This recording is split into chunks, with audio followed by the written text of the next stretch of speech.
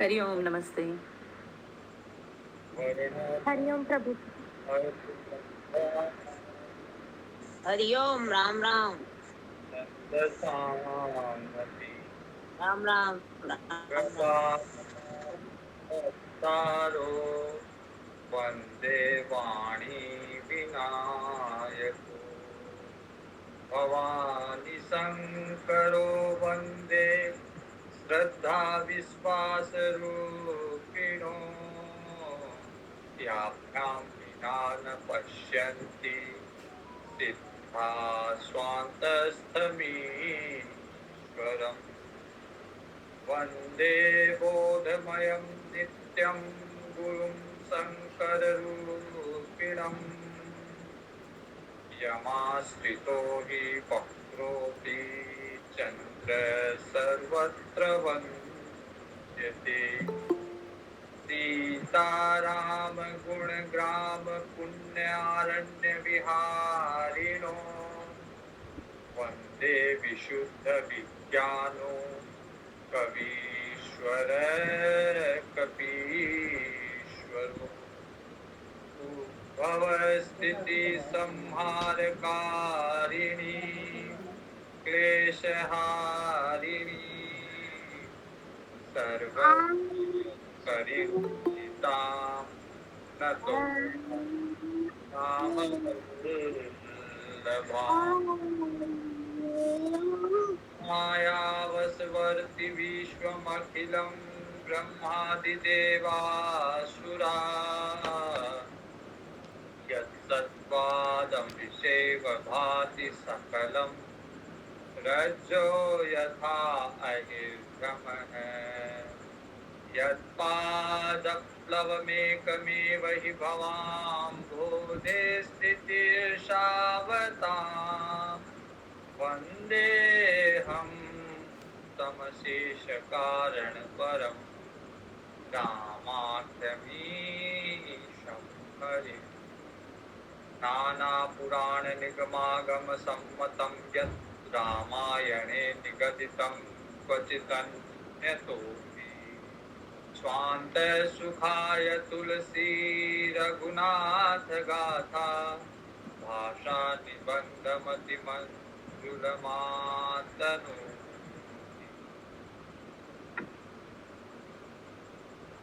श्री रामचरितमानस के अरण्य कांड में हम लोग कल देख रहे थे लक्ष्मण जी कुछ प्रश्न करते हैं और भगवान श्री राम उन प्रश्नों के उत्तर दे रहे हैं।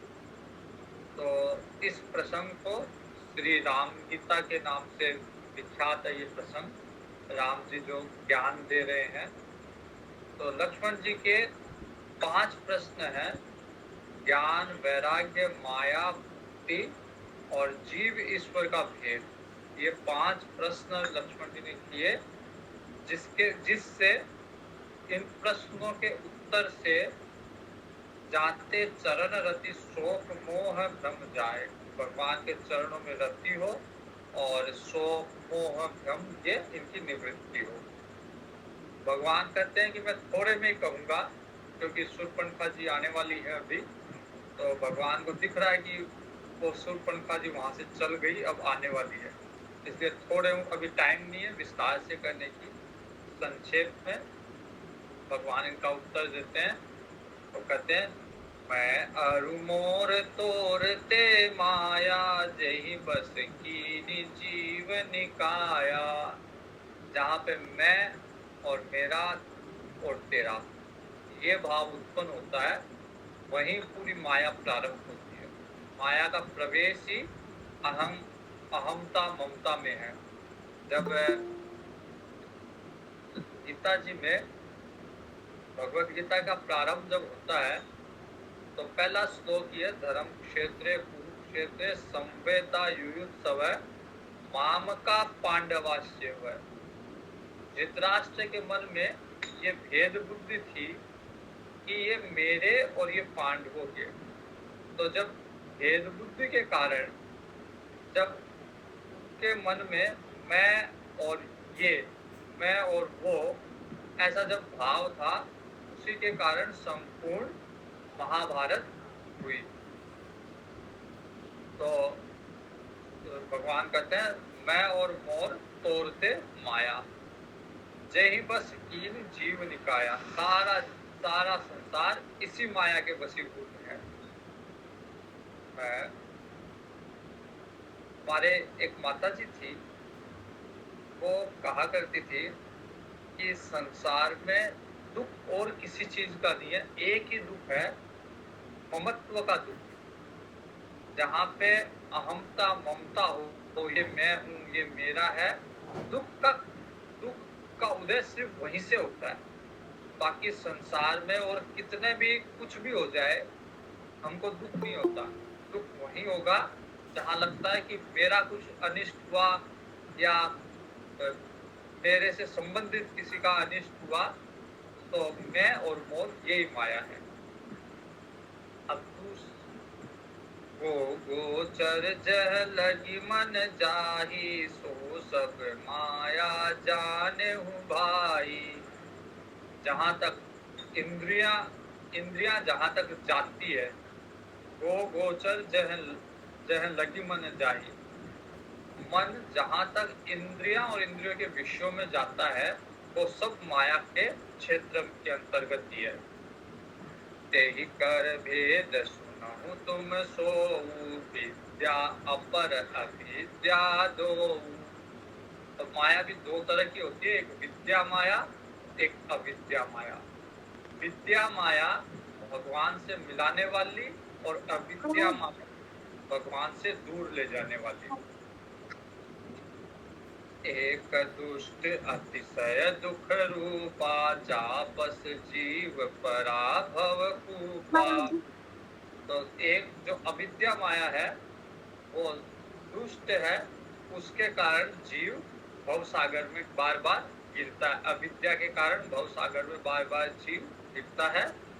एक रचहि जग गुण बस जाके, प्रभु प्रेरित नहीं निज बलता के। और जो विद्या माया है, वो संसार की रचना करती है और सारे गुण उसके अधीन है। सत्व रजस तमो सारे गुण उसके अधीन है। तो अगर विद्या माया की शरण में है, तो धीरे धीरे हम भी उन गुणों से पार चले जाएंगे, गुणातीत हो जाएंगे, गुणों पे नियंत्रण स्थापित कर लेंगे। वो विद्या माया प्रभु की प्रेरित है, खुद का कोई बल नहीं है, लेकिन प्रभु की प्रेरणा से ही सारा संसार की रचना करती है। अब दूसरे, पहला प्रश्न का उत्तर दे दिया, दूसरे प्रश्न का उत्तर ज्ञान। तो भगवान कहते हैं कि ज्ञान वही है जहाँ पे मान ना हो। अगर मान हो, मान अपमान सम्मान ये सब चीज जहाँ हो, वहाँ ज्ञान नहीं है। तो ज्ञान मान जह एक कहूँ ना, कोई मान नहीं अभिमान नहीं, वही ज्ञान है। अगर ज्ञान होने के बाद में भी मान अभिमान है, तो इसका मतलब ज्ञान अभी पूरा नहीं है। ज्ञान मान जह एक कहूँ नाही, देख ब्रह्म समान सब माही।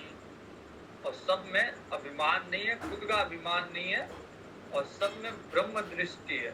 सब में ब्रह्म देखते हैं, सब में सिया राम में सब जग जानी।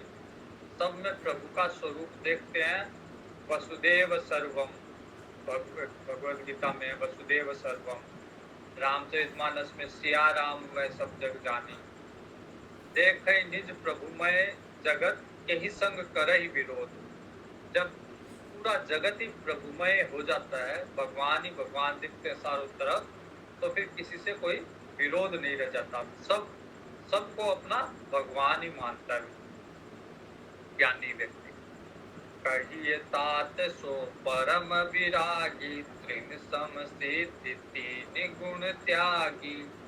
अब परम वैरागी कौन है? वैराग्य, तीसरा उत्तर वैराग्य के बारे में।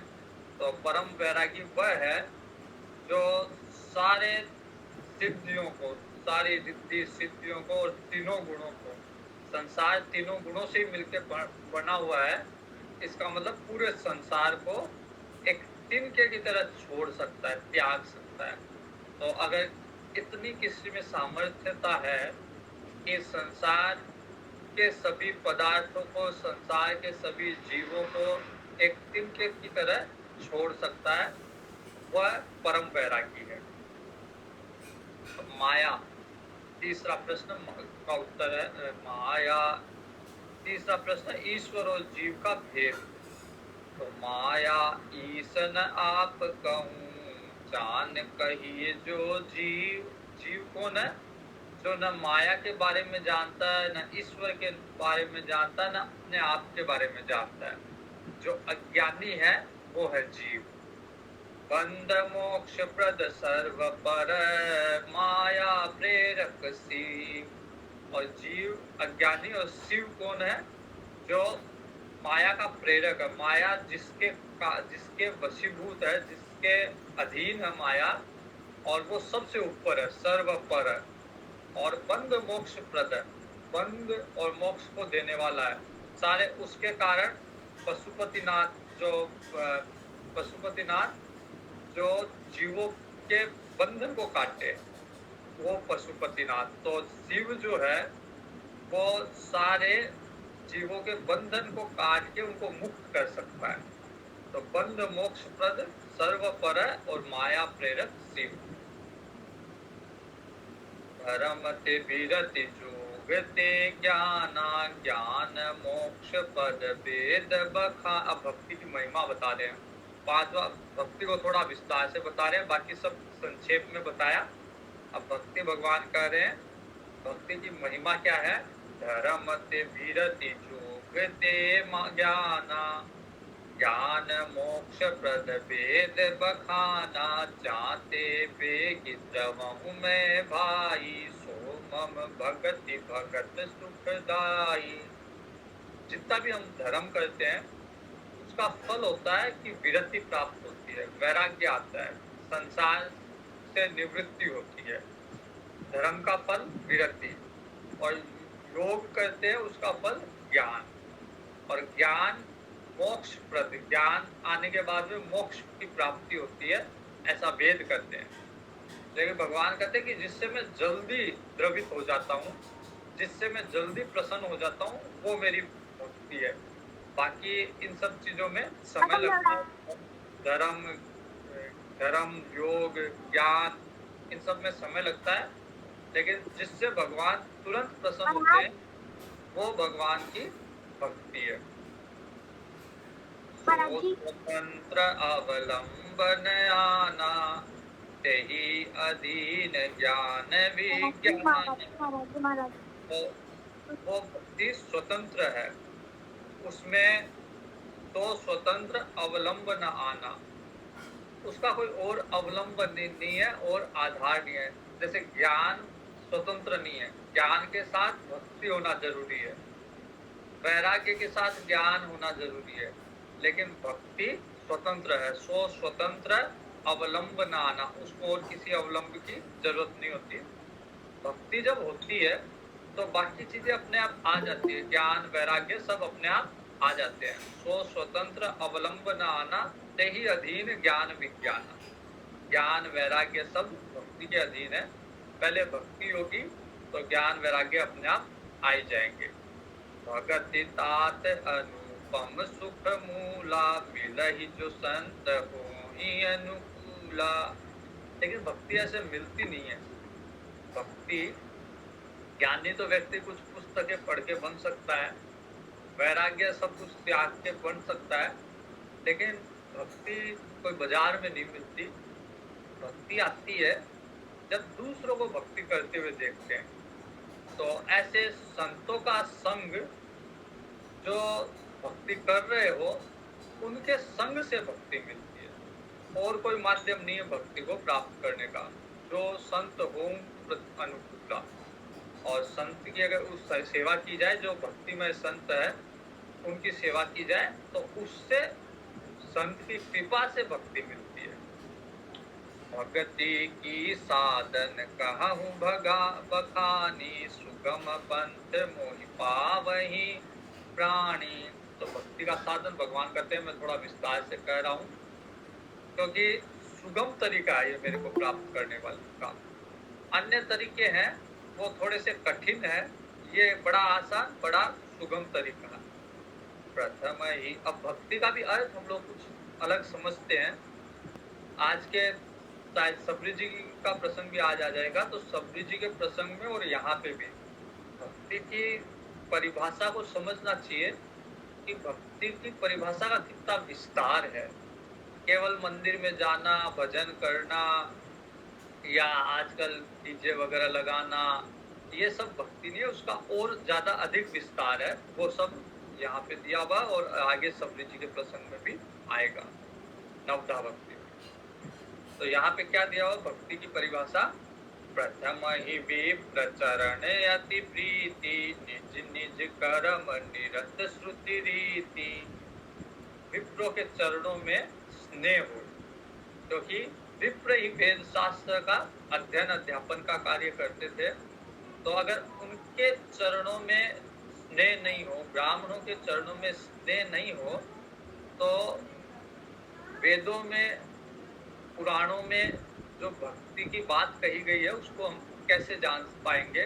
तो इसलिए विप्र के चरणों में स्नेह, फिर निज निज कर्म निरत श्रुति रीति, जैसा श्रुति ने बताया है उस अपने कर्मों में लगे रहें। कर्म एक तरह से भगवान की उपासना है। तो भगवान ने जो भी कर्म दिया है, जिस कर्म में भी हम लगे हुए हैं, उसी कर्म को ढंग से अगर करें तो वो भगवान की भक्ति है। यही कर फल, जैसे मान लीजिए ब्रह्मचारी है, तो ब्रह्मचारी या विद्यार्थी है, तो विद्या अध्ययन ही उसका कर्म है। अगर वो ढंग से विद्या अध्ययन कर रहा है, इसका मतलब वो भक्ति कर रहा है।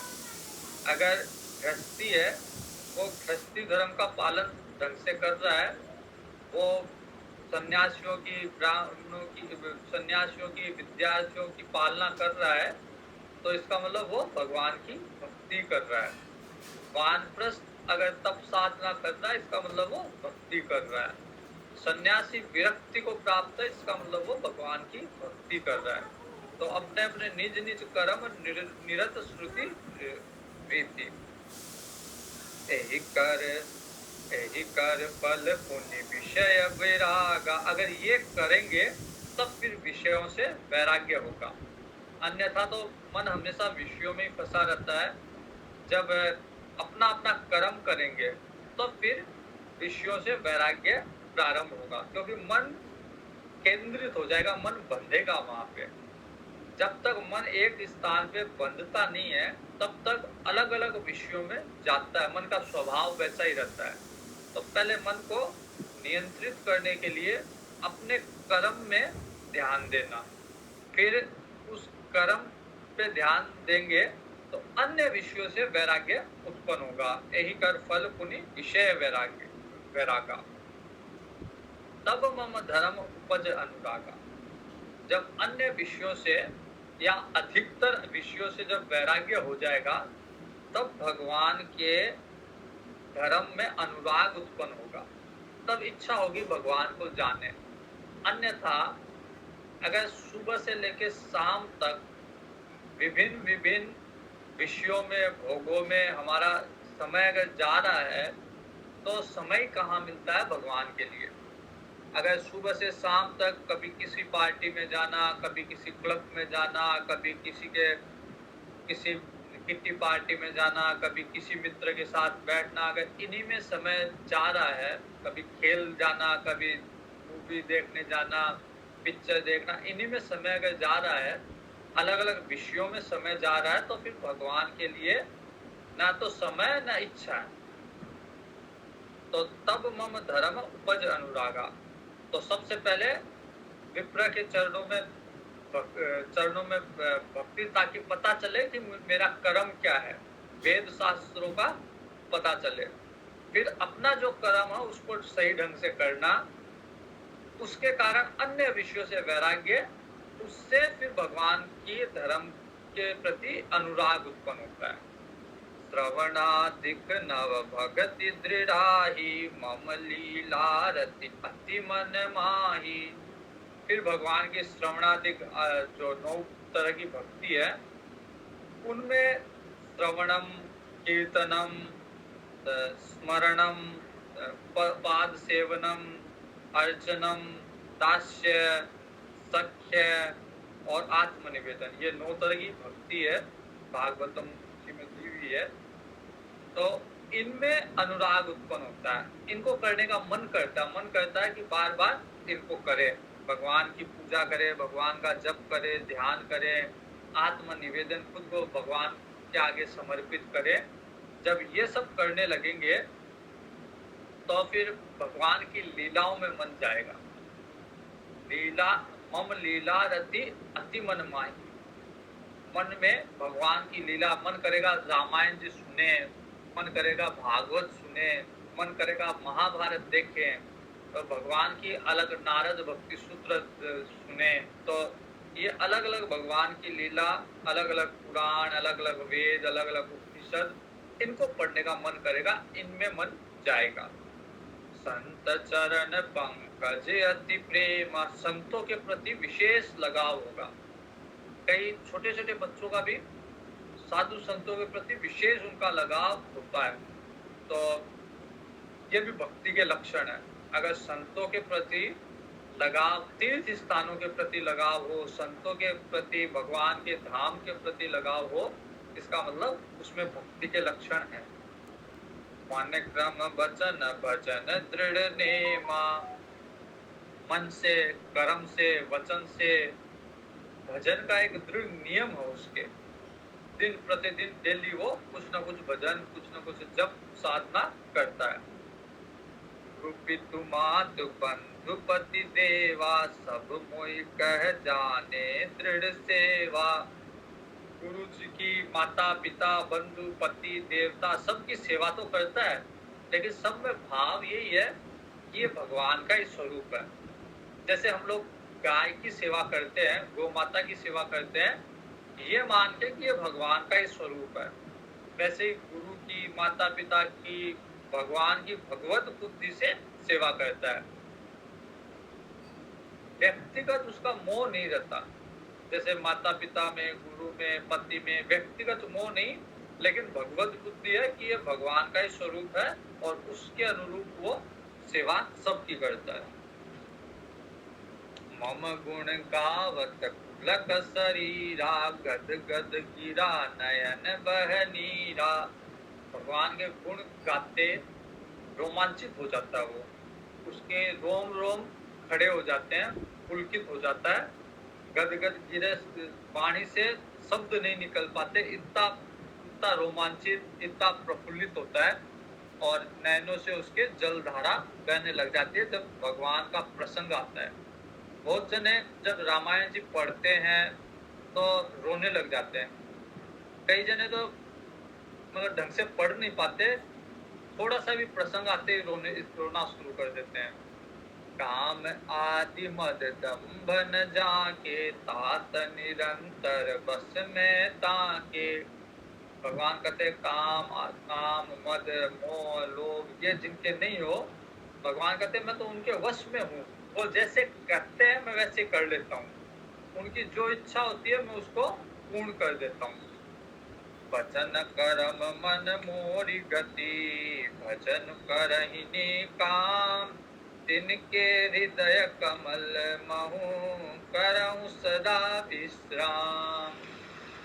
यदि आप लोगों को ध्यान हो तो भगवान जब वाल्मीकि जी के आश्रम में थे, तो वाल्मीकि जी ने तो भगवान ने पूछा था, भगवान ने वाल्मीकि जी को पूछा था कि मैं कहाँ रहूं, मेरे स्थान बताओ। तो वाल्मीकि जी ने अनेकों स्थान बताए थे, और फिर वाल्मीकि जी ने कहा था कि आपका स्वयं का निवास आपके वो प्रेमी भक्त है जिनको आपसे कभी कुछ चाहिए नहीं, आपके निष्काम, जो बिना काम प्रभु के चेहरे, वैसे वाले भक्त जो है उनके हृदय में आप सदैव रहो, क्योंकि वो आपका निज घर है। अब उसी को भगवान यहाँ पे खुद अपनी वाणी से उसी बात को भगवान कह रहे हैं। वचन कर्म मन मोरी गति, जिनको वचन से, कर्म से, मन से केवल मेरा ही आश्रय, मेरा ही गति है, और भजन करते निष्काम, बिना किसी लालच के। ना अर्थार्थी है वो, उनको अर्थ चाहिए, ना आर्त है, दुखियों के भी भजन नहीं कर रहे, न जिज्ञासु है, जिज्ञासा के कारण भी भगत भजन नहीं कर रहे। ज्ञानी भक्त है, भगवान को जानते हैं, बस निष्काम भाव से भगवान का भजन करते हैं। तिनके हृदय कमल महु करऊं सदा विश्राम। भगवान कहते हैं उनके हृदय में तो मैं सदा विश्राम करता हूँ, हमेशा मेरे को भी अच्छा लगता है। जैसे कई जगह जाना हम लोगों को भी अच्छा लगता है ना, कई जगह जाके आराम से गंगा जी के तट पे कोई आश्रम मिल जाए तो बड़ा अच्छा लगता है मन को। तो भगवान को भी वो हृदय अच्छा लगता है जिस हृदय में कोई कामना ना हो, वरना भगवान को लगता है अभी तो आया हूँ, चिक चिक शुरू हो गई, अभी ये चाहिए वो चाहिए वो चाहिए। तो वैसे भगवान को भी अच्छा नहीं लगता कि जिसके बहुत सारी कामना हो। भगवान दे देते हैं वो अगर कुछ मांगे, लेकिन फिर भी शांति वाली जगह सबको अच्छी लगती है। तो भगवान को भी वो हृदय अच्छा लगता है जिसमें कोई कामना ना हो। भगति जोग सुनि अति सुख पावा, लक्ष्मण प्रभु चरण सिर नावा। तो भगवान लक्ष्मण जी ने प्रणाम किया, लक्ष्मण जी को अच्छा लगा, भक्ति के बारे में भगवान की सारे उत्तर मिले लक्ष्मण जी को भगवान के द्वारा, और भक्ति की महिमा सुन के लक्ष्मण जी को विशेष प्रसन्नता हुई। तो इस तरह से कुछ समय बीता और इतने में शूर्पणखा वहां आ गई। शूर्पणखा रावण की बहन थी। शूर्पणखा रावण के बहिना, दुष्ट हृदय दारुण जैसे अहिनी। तो पंचवटी में एक बार घूम रही थी शूर्पणखा, दुष्ट हृदय तो थी। उसने देखा राम और लक्ष्मण दोनों जवान, दोनों सुंदर, तो दोनों को देख के उसके मन में कामना जागृत हुई, और वो तो राक्षसी थी लेकिन सुंदर रूप धारण करके भगवान के पास आई। तो ऐसी स्त्रियां पिता पुत्र दाता, इनको देख के भी, ऐसी जो दुष्ट हृदया स्त्रियां होती है, इनको देख के भी पुरुष मनोरथ निर्खत नारी होई विकल सत मन ही न रोकी। तो मन को रोक नहीं पाती। पुरुष के बारे में भी है, अगर पुरुष भी दुष्ट हृदय है तो वो भी किसी भी नारी को देख के अपने मन को रोक नहीं पाता। तो शूर्पणखा भगवान के पास आके बोलती है, तुम सम पुरुष नमो सम नारी, यह संजोग विधि रचा विचारी। कहती है तुम्हारे जैसा सुंदर पुरुष और मेरे जैसी सुंदर स्त्री विधाता ने शायद और नहीं बनाई होगी, तो हम दोनों ही सुंदर है। आप भी सुंदर हो, मैं भी सुंदर हूँ।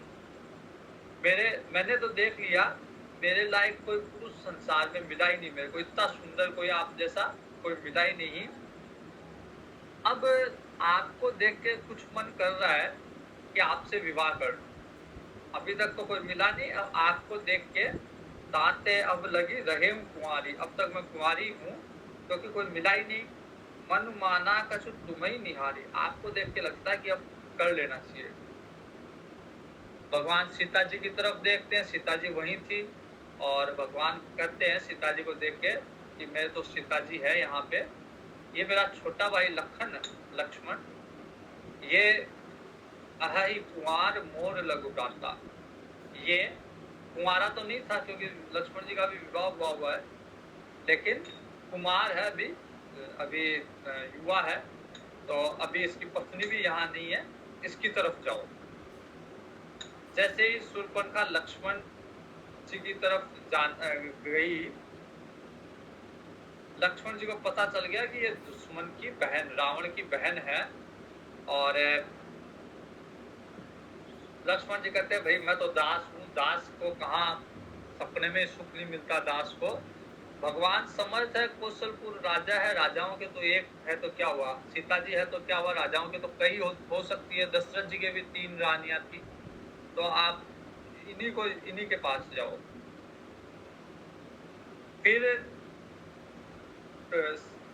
लक्ष्मण जी कहते हैं सेवक सुख चह मान भिखारी, व्यसनी धन शुभ गति व्यभिचारी, लोभी जसु चह चार गुमानी, नव दुहि दूत सहत ए प्राणी।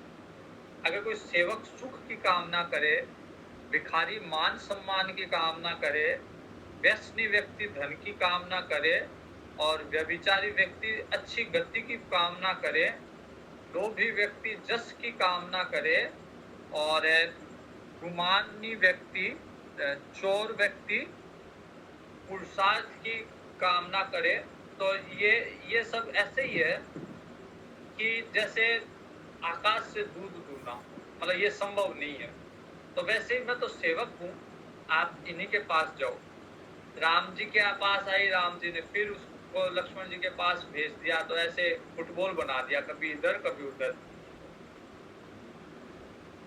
फिर लक्ष्मण जी अंत में बोलते हैं कि तेरे से तो वो शादी करेगा जिसने सारी अपनी शर्म बेच खाई हो, जो तृण ते ही लाज परिहर ही, जिनके की तरह अपने शर्म अपनी लज्जा को जिसने अलग कर दिया हो, वो ही तेरे से विवाह करेगा।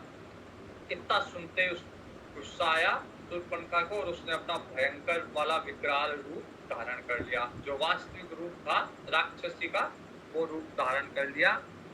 सीता जी को डर लगा, तुरंत लक्ष्मण जी ने उसके नाक कान काट दिए शूर्पणखा के। लक्ष्मण जी ने नाक कान काट के मानो रावण को चुनौती दी है अभी यहाँ पे, कि हम लोग आ गए ये बताने के लिए कि तेरी बहन के नाक कान काट लिए हैं। अब जो ऋषि मुनियों को परेशान करता था तू, अब तेरा ये काम नहीं चलेगा। अब हम लोग यहाँ आ गए हैं धर्म की रक्षा के लिए। ताके लक्ष्मण अति लाघव सो नाक कान बिनु कीन, ताके कर रावण कहें मनो चुनौती दीन। रावण को चुनौती दे दी उसके हाथ। तुरंत भाग के गई हरदूषण के पास, हरदूषण को प्रोत्साहित किया, उत्साहित किया कि आपके रहते मेरे नाक कान किसी ने काट लिए। रावण सौतेला भाई है, खरदूषण ये उसके खुद के भाई है। और इनके पास गई और उन्होंने सेना बना के आक्रमण भगवान के ऊपर। और जब वो आए तो वो भी भगवान को देख के मोहित हो गए, खरदूषण भी। और खरदूषण बोलते हैं,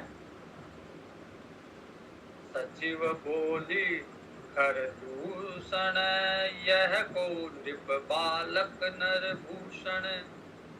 खरदूषण बोलते हैं कि इतने बालक देखे हमने, नाग असुर सुर नर मुनि जितने भी देखे, इतना सुंदर बालक कभी नहीं देखे। इतने सुंदर बालक हमने पहले कभी नहीं देखे। यद्यपि भगिनी कीन कुरूपा, बदलायक नहीं पुरुष अनुपा। हालांकि हमारी बहन को कुरूप कर दिया इन्होंने, लेकिन बदलायक नहीं है।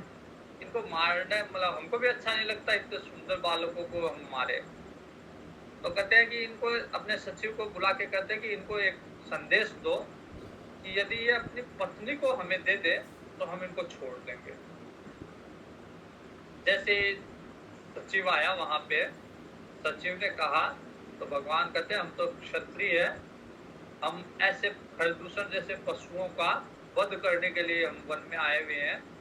अब युद्ध में आके ऐसी याचना कायरों के लिए शोभा देता। हम ऐसे लोगों का, अगर उनकी इच्छा नहीं है तो चले जाए, ऐसी बात तो ना करे। युद्ध होता है खरदूषण का। भगवान लक्ष्मण जी को कहते हैं कि सीता जी को लेके किसी गुफा में सुरक्षित रखो, तब तक मैं इनसे युद्ध करता हूँ। खरदूषण का वध करते हैं भगवान। और जब रघुनाथ समर रिपु जीते, सुर नर मुनि सबके भय बीते। तो भगवान ने जैसे खरदूषण को मारा, सुर नर मुनि सब प्रसन्न हो गए और लक्ष्मण जी सीता जी को लेके वहां आ गए। शूर्पणखा गई रावण के पास और रावण को कहती है कि भाई तेरे को कोई मतलब नहीं, करसी पान सोवसी दिन, बस पीता सोता ये काम तेरा। कईयों की दिनचर्या में ऐसा होता है, बस पीना और सोना। तो शूर्पणखा भी जाके रावण को बोलती है, बोला तू एक ही काम कर रहा है, पी रहा है, सो रहा है, तेरे को पता नहीं तेरे सर पर दुश्मन बैठा है। दुश्मन जो है दूर नहीं है, तेरे सर के ऊपर आके बैठा है। और शूर्पणखा भी, सारे जितने भी राक्षस है उनको ज्ञान बहुत है। हिरण्याक्ष को बहुत ज्ञान था, रावण को बहुत ज्ञान है, कंस को बहुत ज्ञान था, शूर्पणखा को भी बहुत ज्ञान है। लेकिन सिर्फ फर्क इतना है कि इनके जीवन में, आचरण में नहीं है वो ज्ञान। तो शूर्पणखा की भी करती है, राजनीति बिनु धनु बिनु धर्मा, हरि समर पे बिनु सत्कर्मा। बिना राजनीति के, बिना नीति के राज्य नहीं चल सकता। बिना धर्म के धन नहीं टिक सकता। और भगवान को समर्पित किए बिना सत्कर्म नहीं हो सकता।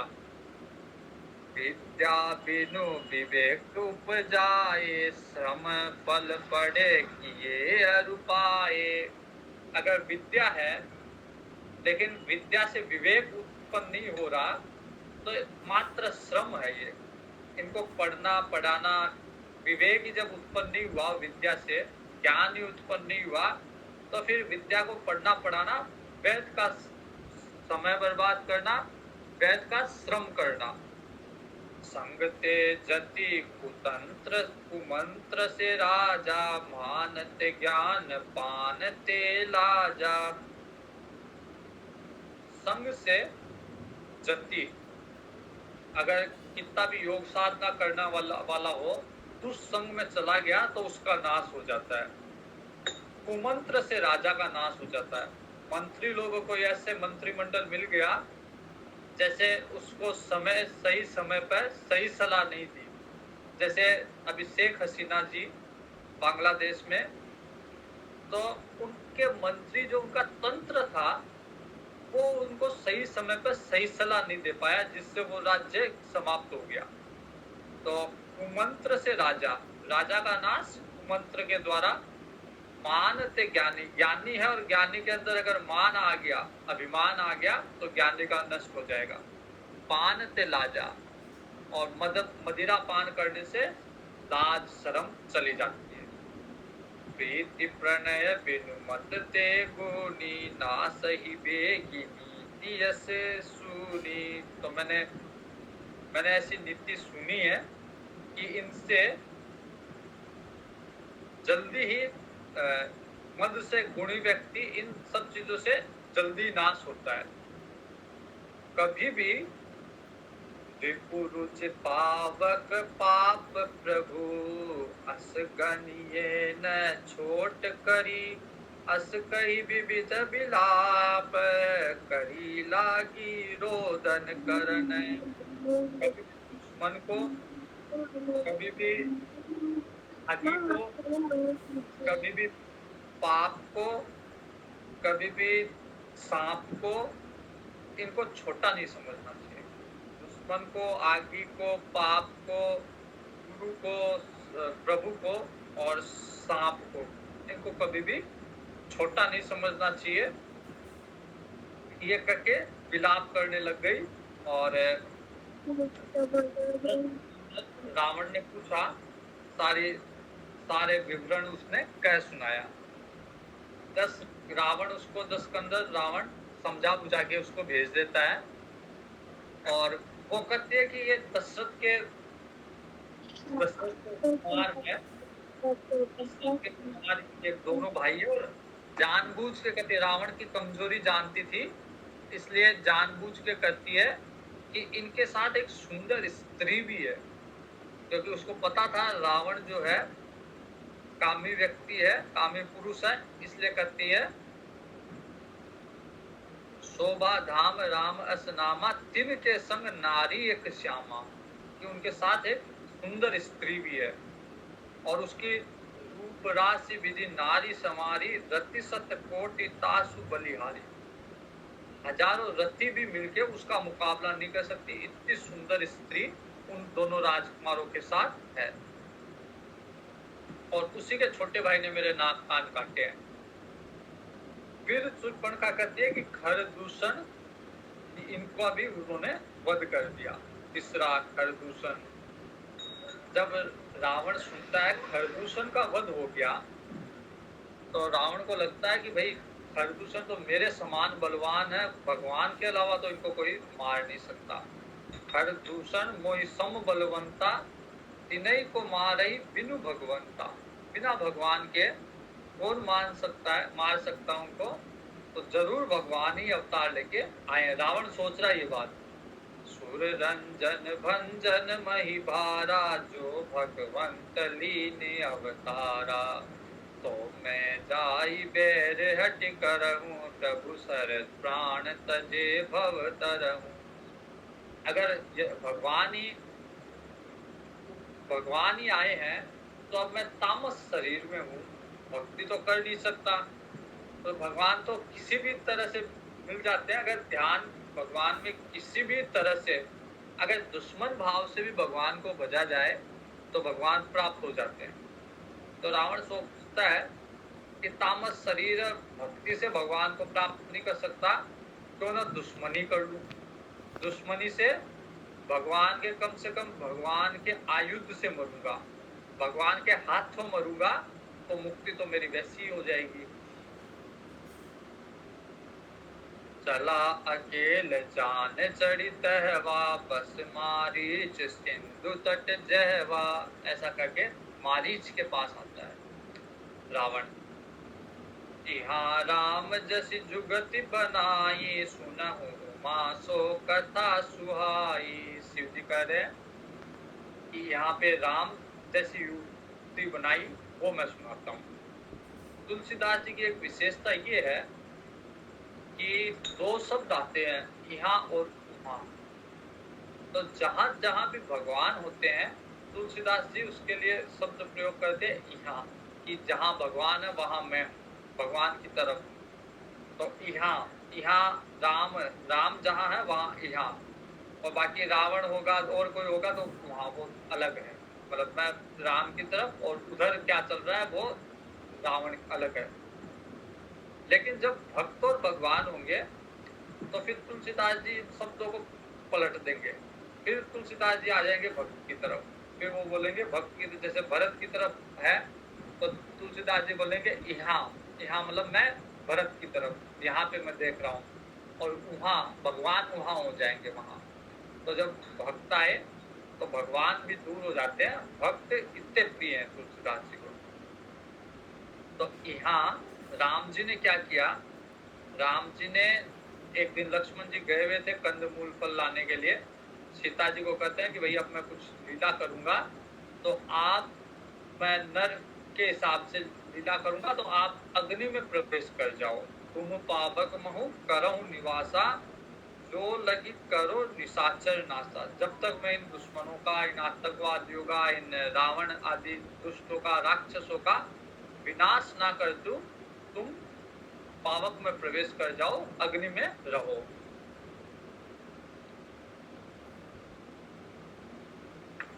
तो सीता मैया अग्नि में प्रवेश कर जाती है और लक्ष्मण जी को भी ये भेद नहीं पता। उधर रावण जो है वो मारीच के पास जाता है और मारीच समझ जाता है कि इतना विनय हो कि अगर रावण आया है जरूर इसका स्वार्थ होगा। नवनी नीच के अति दुखदायी। अगर नीच व्यक्ति आपके सामने झुक रहा है इसका मतलब जरूर इसके मन में कुछ न कुछ षड्यंत्र चल रहा है।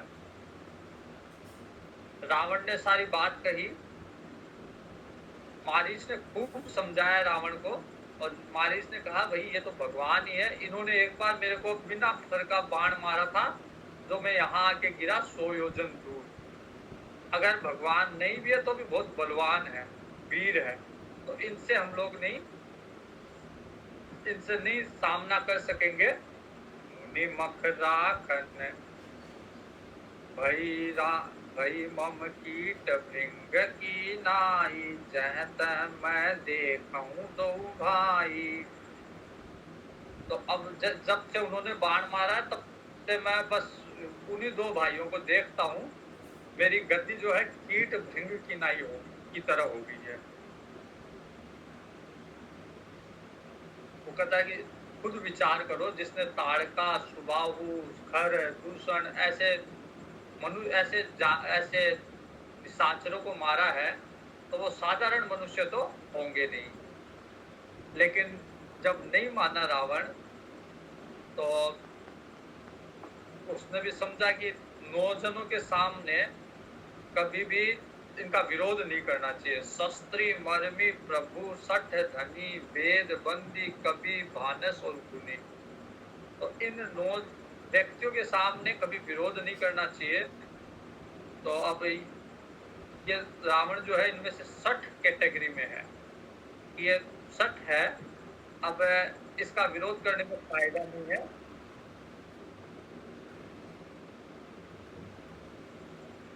इसका विरोध करने में फायदा नहीं है, तो कम से कम इसके कहे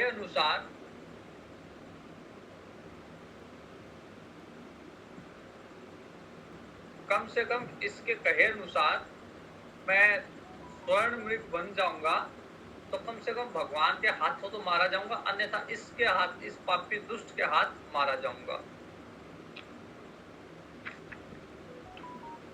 मम पाछे धर धावत, धरे सरासन बान, फिरी फिरी प्रभु ही बिलो क्यों, धन्य नमो समयान। मेरे पीछे भगवान दौड़ेंगे, मैं फिर फिर के भगवान को, वापस घूम घूम के भगवान को देखूंगा, तो वो भाग्य मेरा अधिक बलवान होगा।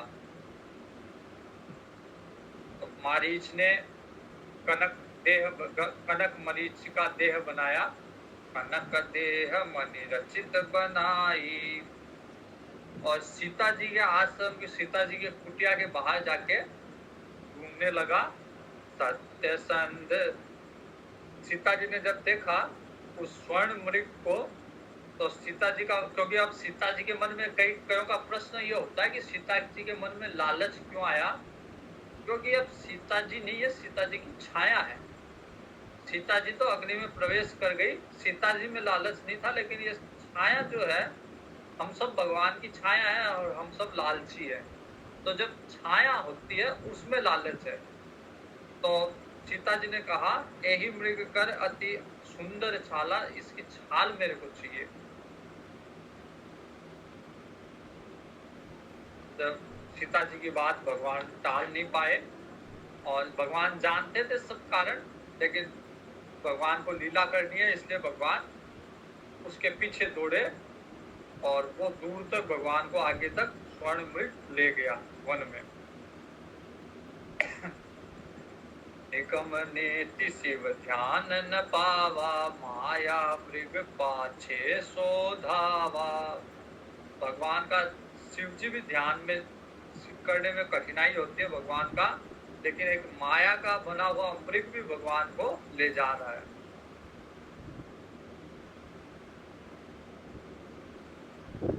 अंत में अंतर प्रेमता सुपहचाना, अंत में भगवान ने उस पर अपनी तीर चलाया, और मरते समय उसने भगवान पहले लक्ष्मण, जोर से लक्ष्मण पुकारा, ताकि सीता जी सुन ले। सीता जी को लगे कि राम जी पुकार रहे हैं, लक्ष्मण लक्ष्मण, तो लक्ष्मण का नाम पहले लेके फिर राम राम करते उसने प्राण त्याग दिए। भगवान ने उसके अंतर प्रेम को पहचाना, और उसको जो मुनियों को दुर्लभ गति है वो गति प्रदान।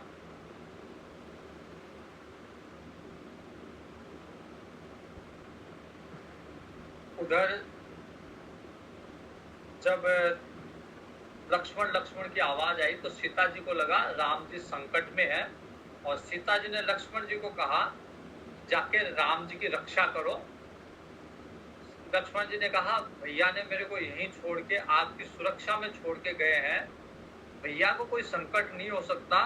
त्रिकुटी विलास सृष्टि लय होई, सपने उस संकट पर ही की सोई। जिनकी त्रिकुटी से, जिनके इशारे से सृष्टि उत्पन्न होती है, चलती है, विलास लय को प्राप्त होती है, उनको कोई संकट हो भी सकता है क्या? लेकिन सीता जी ने डांट के कहा, कुछ मरम वचन कहे, तब लक्ष्मण जी गए। उधर रावण ने देखा सीता जी अकेली है, तो रावण एक साधु के वेश में आया और चुपके चुपके धीरे धीरे आके सीता जी से भिक्षा मांगी। और सीता जी जब बाहर नहीं निकल रही थी, लक्ष्मण रेखा को पार नहीं कर रही थी, तो फिर रावण ने कहा कि मैं तो अंदर आऊंगा नहीं, आपको ही बाहर आना पड़ेगा। फिर सीता जी लक्ष्मण रेखा पार करके बाहर गई और जैसे भिक्षा देने लगी, रावण ने अपना रूप धारण किया और सीता जी का अपहरण करके रावण ने अपने उड़न खटोले में बिठा लिया। सीता जी विलाप कर रही है, हा जग एक वीर रघुराया, यही अपराध बिसराए उदाया। हा लक्ष्मण तुम्हार नहीं दोषा, सो फल पायऊं इन्हें रोसा। सीता जी तरह तरह से विलाप कर रही है। इतने में गीधराज मिल गया और गीधराज ने पहचान लिया कि ये रघुकुल तिलक नारी पहचानी, ये तो सीता जी राम जी की पत्नी है। गीधराज ने युद्ध किया रावण से और अंत में रावण के तलवार के द्वारा गीधराज मारा गया, घायल अवस्था में नीचे गिर गया। सीता जी को ले जा रहा है रावण। सीता जी ने देखा एक पर्वत के ऊपर कुछ वानर बैठे हैं, तो अपना एक वस्त्र सीता जी ने निशानी के रूप में वहां पे डाल दिया। गिरि पर बैठे कपिन निहारी, कही हरि नाम दीन पट डारी। भगवान का नाम लेके अपना एक वस्त्र वहां डाल दिया। रावण ले जाके सीता जी को खूब भय दिखाता है, लेकिन सीता जी हारी पराखल बहुविधि, सीता जी के दृढ़ नियम के आगे हार गया और फिर अशोक वाटिका में सीता जी को रख दिया।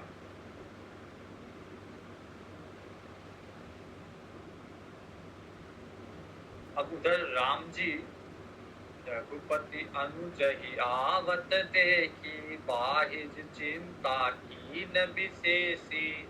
राम जी को लगा लक्ष्मण जी आ रहे हैं, तो राम जी भी लक्ष्मण जी को, उधर सीता जी ने डांटा, इधर राम जी डांट रहे हैं कि मैंने कहा था सीता जी की रखवाली करना, सीता जी को अकेली छोड़ के क्यों आ गए। जनक सुता परिहर हूँ अकेली, आय हूँ तात वचन मम उपेली। मेरे वचनों को छोड़ के सीता जी को अकेली छोड़ के आ गए। इतने राक्षस लोग घूम रहे हैं वन में और मेरा मन करता है कि अब सीता जी आश्रम में नहीं है। अनुज समेत गए प्रभु तहवा, गोदावरी तट आश्रम जहवा।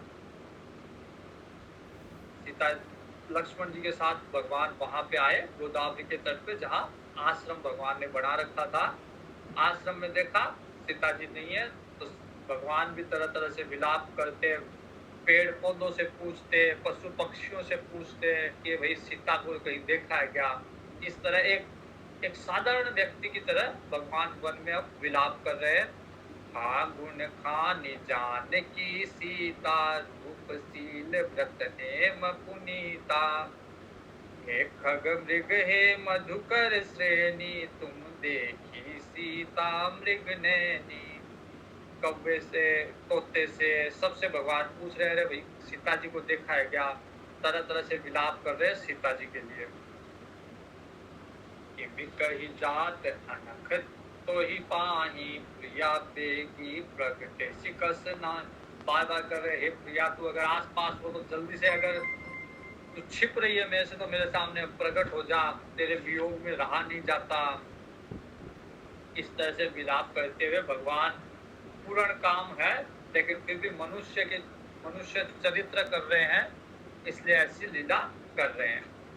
फिर भगवान ने देखा आगे गीधपति गिरा हुआ है और राम राम स्मरण कर रहा है। आगे बढ़ा गीधपति देखा, सुमिरत राम चरण चिन्ह रेखा। भगवान ने गीध को उठाया अपने हाथ से और भगवान का स्पर्श होते ही, भगवान के कर का स्पर्श होते ही गीध की जो पीड़ा थी वो चली गई। तब गीध ने कहा नाथ दसानन यह गति कीनी, तेहि खल जनक सुता हरि लीनी।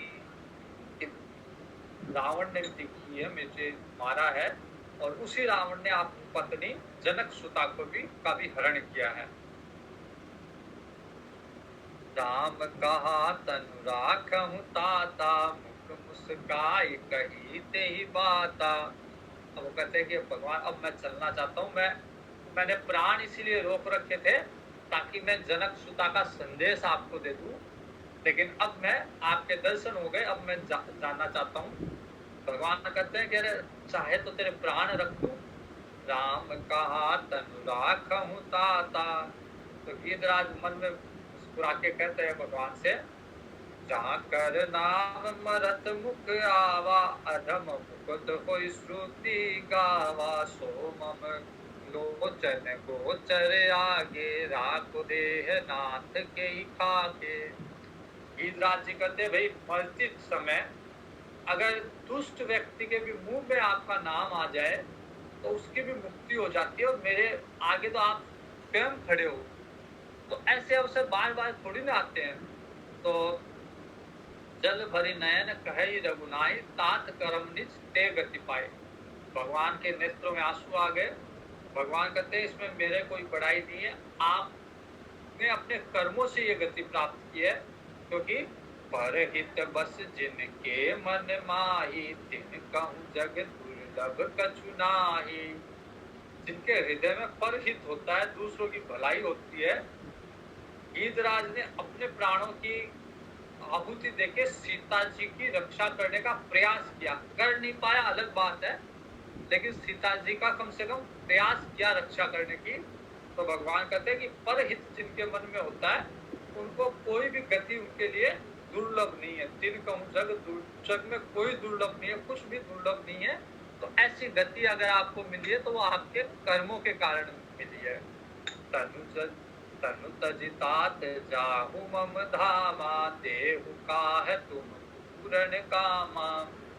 भगवान भी विवश हो जाते हैं भक्तों के आगे, ऐसे निष्काम भक्तों के आगे जिनको कुछ चाहिए नहीं। भगवान कहते हैं विवशता से कहते हैं कि क्या देऊं, को कुछ चाहिए नहीं, पूर्ण काम हो तुम, कोई कामना ही नहीं है तुम्हारी। जैसे किसी अगर कोई लालची हो, उसको लालच देके कोई काम करवा सकते हम, लेकिन किसी को लालच ही नहीं हो उससे काम करवाना बड़ा मुश्किल होता है। अरे इसको तो लालच ही नहीं, अब ये कैसे करेगा। तो वैसे ही भगवान भी पूर्ण काम जो भक्त होता है उसके आगे विवश हो जाते हैं। भगवान कहते हैं कुछ चाहिए नहीं, इसको क्या दूं मैं, क्या दे सकता हूँ। भगवान कहते हैं प्राण त्याग के, आप शरीर त्याग के मेरे धाम पे जाओ, वहां रहो, और वहां मेरे पिताजी भी है, दशरथ जी भी है, उनको मत कहना कि सीता जी का हरण हो गया। जो मैं राम तक कुल सहित कहे दशानन आए। अगर मैं राम हूँ, क्षत्रिय हूँ, दशरथ जी का पुत्र हूँ, तो ये राक्षस रावण अपने कुल के सहित आके वही कहेगा आप मत करना मेरे पिताजी को, वरना उनको दुख होगा। रावण को मैं स्वर्गलोक पहुंचाऊंगा अपने सारे कुल के सहित, तो वही जाके ये समाचार देगा आप मत कहना। ईद देह तजी धरि हरि रूपा, भूषण बहुपट पीत अनुपा। अब जैसे गीध ने शरीर त्यागा, भगवान का ही रूप हो गया, और एक तरफ तो भगवान चतुर्भुज रूप में स्वयं है, एक तरफ गीध भी चतुर्भुज रूप में आ गया। भगवान का ही स्वरूप सारूप्य मुक्ति बोलते हैं इसे। मुक्ति भी कई तरह की होती है, सामीप्य, आयुर्य, सारूप्य, सामीप्य। तो ये सामीप्य मुक्ति, सारूप्य मुक्ति है कि वही स्वरूप हो गया जो भगवान का स्वरूप है, ब्रह्म में विलीन हो गया। तो चतुर्भुज रूप में ही गीध है, वो अब भगवान की स्तुति कर रहा, बहुत ही सुंदर स्तुति है। जय राम रूप अनूप निर्गुण, सगुण गुण प्रेरक सही, दस शीस बाहु प्रचंड, खंडन चंड सर मंडन मही। अभी रावण को मारा ही नहीं है, लेकिन गीधराज स्तुति में गा रहा है, दस शीस बाहु प्रचंड, खंडन चंड सर मंडन मही। कि रावण के 10 भुजा 10 शीश को आप काटने वाले हो। इस तरह से बहुत सुंदर स्तुति निर्गुण और सगुण दोनों स्वरूप के भगवान की कर रहा है गीतराज। अविरल भगति मांग बर गीत गयऊं हरिधाम, जय की क्रिया जथोचित निज कर कीनी राम। अविरल भक्ति का वरदान लेके गीतराज भगवान के धाम जाता है और भगवान उसकी अंतिम क्रिया दशरथ जी की भी नहीं की भगवान ने और पिता की नहीं की, लेकिन अब गीतराज भक्त भगवान का, इसलिए भक्त की अंतिम क्रिया भगवान स्वयं अपने हाथों से कर रहे हैं। आज यही विश्राम देते हैं। आगे का प्रसंग जिसमें मुख्यतः सबरी जी का प्रसंग है कल देखेंगे। अरण्यकांड में अब मुख्यतः सबरी जी का और नारद जी का प्रसंग है, वो कल देखेंगे। वीर मारुति गंभीर मारुति, वीर मारुति गंभीर मारुति, धीर मारुति अति धीर मारुति, धीर मारुति अति धीर मारुति, गीत मारुति संगीत मारुति, गीत मारुति संगीत मारुति, दूत मारुति राम दूत मारुति, दूत मारुति राम दूत मारुति, भक्त मारुति परम भक्त मारुति, परम भक्त मारुति, परम भक्त मारुति। हरिओम जी, धन्यवाद। आप लोग भगवान की